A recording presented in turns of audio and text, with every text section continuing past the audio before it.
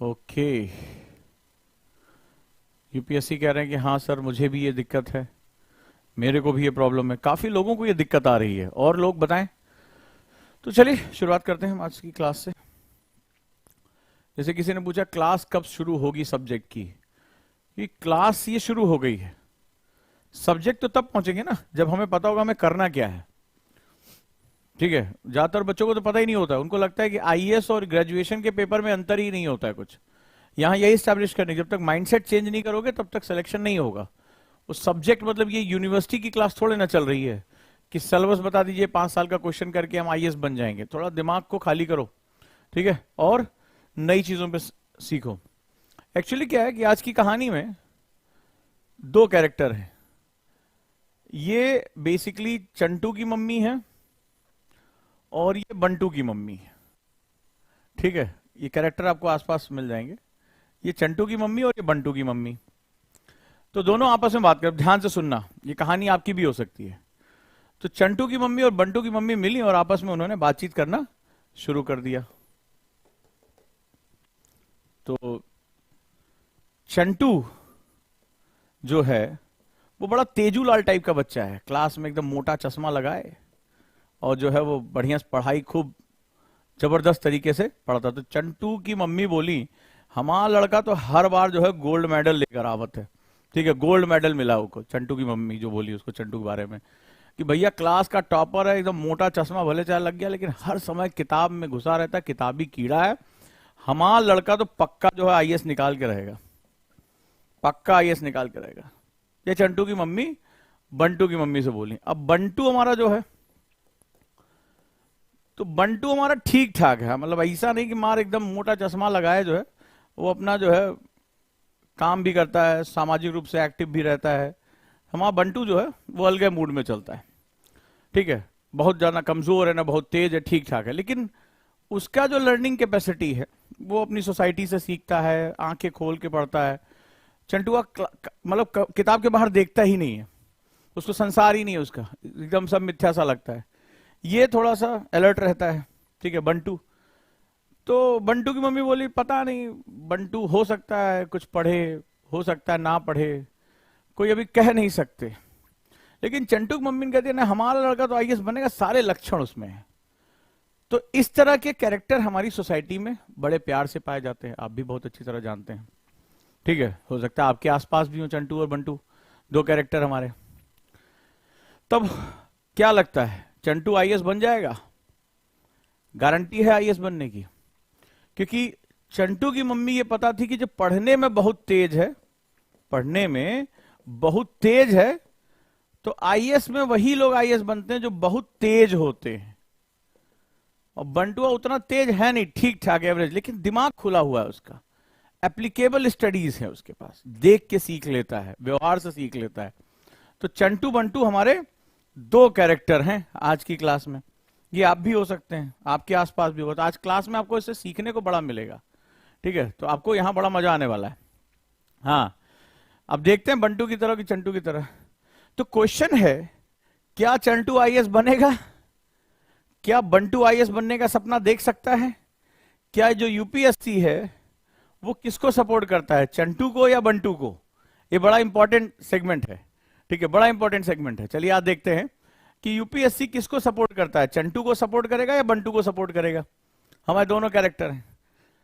तो जब हम सिलेबस एनालिसिस करते हैं, यूपीएससी एनालिसिस करते हैं, तो हमें इसका जवाब मिलेगा कि चंटू या बंटू किसके लिए फेवरेबल है।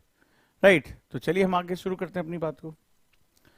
आगे बढ़ने से पहले कहते हैं कि यही जज्बा रहा तो मुश्किलों का हल भी निकलेगा। बड़ा इंपॉर्टेंट है, जज्बा बड़ा इंपॉर्टेंट है।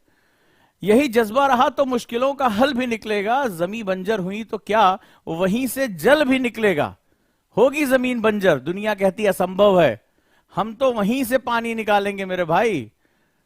न हो मायूस न घबरा अंधेरों से मेरे साथी, न हो मायूस न घबरा अंधेरों से मेरे साथी, इन्हीं रातों के दामन से सुनहरा कल भी निकलेगा।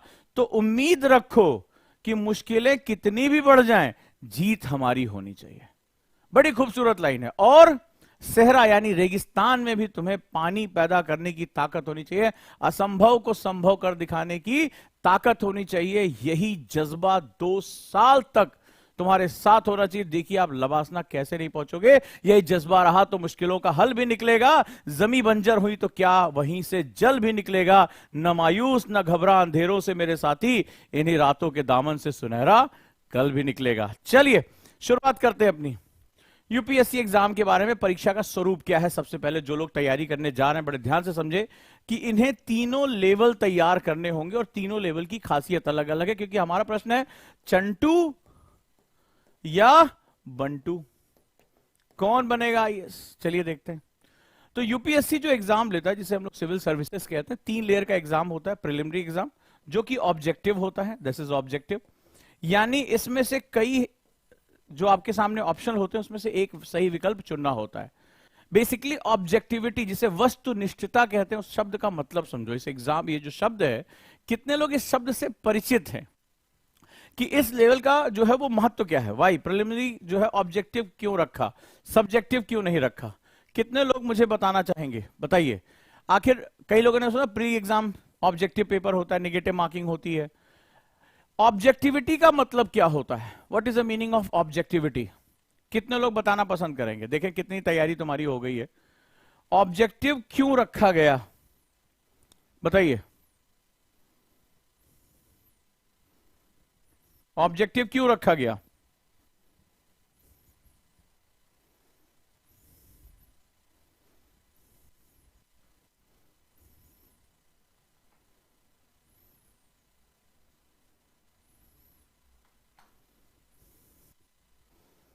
सभी लोग।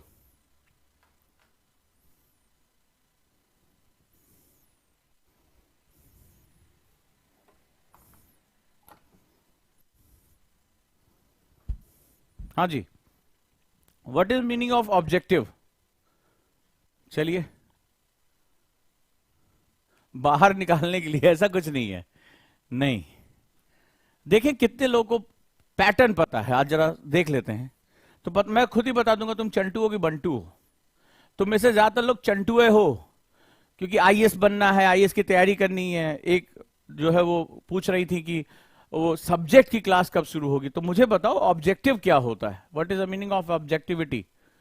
कोई कह रहा है छटनी प्रक्रिया, ठीक है, लंबी दौड़ करने थोड़े ना आए हो मेरे भाई। बताओ, ये हालत है कि तुम आईएएस का एग्जाम देने जा रहे हो, प्री रोज चिल्लाते हो, अभी लगातार क्लास चले, प्री में इतने बच्चे फेल हो गए। प्री एग्जाम है क्या, यही तुम्हें नहीं पता। वंडरफुल, तुम्हें तो लग रहा है बिना परीक्षा दिए तुम्हें आईएएस बना देना चाहिए यूपीएससी को, क्योंकि तुम चंटू हो। और पता नहीं इसके भी नीचे कोई कैटेगरी हो तो वो भी कोई दिक्कत नहीं है, क्योंकि तुम्हारे साथ दिक्कत ये है कि तुम जिस एग्जाम के लिए जा रहे हो उसका नेचर ही तुम्हें नहीं पता। तुम्हें लड़ना है शेर से, और तुम जो है वो बकरी के जो भेड़ होती है उसका ऊन उतारने का जो है वो कैंची लिए घूम रहे हो। तो तुम्हारे साथ दिक्कत ये, खा जाएगा तुम्हें शेर, तुम्हारा खाया जाना तय है, ज्यादा दिन बचोगे नहीं इसमें। ऑब्जेक्टिविटी जो होती है वो एक रीजनिंग माइंड को तय करती है। कल मैंने आपको क्या सिखाया था, कल की क्लास में यूपीएससी किस तरह के लोगों का चयन करता है, मैंने आपको बताया था ना, आप लोगों ने शायद लिखा नहीं, ठीक है। जैसे किसी ने लिखा अप्लाइड नॉलेज, बात हुई है, ठीक है। कोई कह रहा है कि छटनी के चक्कर में यूपीएससी चटनी बना देता है। किसी बने ना बने लेकिन तुम्हारी जरूर बनेगी, ठीक है। और यूपीएससी गा गा के पीसेगा तुम्हारी चटनी, कि चटनिया ए रामा सिलवट पे पीसी, तुम्हारी तो बहुत कसके चटनी बनने वाली है, लेकिन चटनी नहीं बनेगी, क्योंकि जब सोना तपाया जाता है तो वो कुंदन बन जाता है। तो आप जो है वो बेहतरीन बनेंगे। अब हम बात करते हैं ऑब्जेक्टिविटी क्या होती है और ऑब्जेक्टिव सिनेरियो का मतलब क्या होता है। बेसिकली ऑफिसर का पहला गुण होना चाहिए, कल जो मैंने आपको बताया था, रीजनिंग माइंड होना चाहिए, राइट, रीजनिंग माइंड। तो रीजन का मतलब होता है तर्क शक्ति विकास। पहला जो सेगमेंट होता है कि इसके अंदर एक तर्क शक्ति होनी चाहिए। तर्क का मतलब होता है कि वो अपने आर्गुमेंट के हिसाब से सही और गलत का चुनाव करें। तो अगर हम ऑब्जेक्टिव क्वेश्चन को देखें, ठीक है, ध्यान से समझिएगा, बड़ी इंपॉर्टेंट बात कह रहा हूं। कोई छटनी, कोई चटनी, पता नहीं क्या क्या बोल रहा था, ठीक है। तो हमें समझ में आ गया तुम चंटुए हो और इससे ज्यादा कुछ नहीं होने वाला है। 2-4 साल यहां अपना टाइम पास कर लो, फिर पिताजी को बताना कि नहीं हुआ, यूपीएससी बड़ी बेवफा है, ठीक है, ये सब कर लेना, लेकिन ये मत सोचना कि हम क्या तैयारी करने आ रहे हैं। तो ऑब्जेक्टिविटी का जो मतलब होता है वो रीजनिंग माइंड को एस्टैब्लिश होता है, रीजनिंग माइंड। क्यों?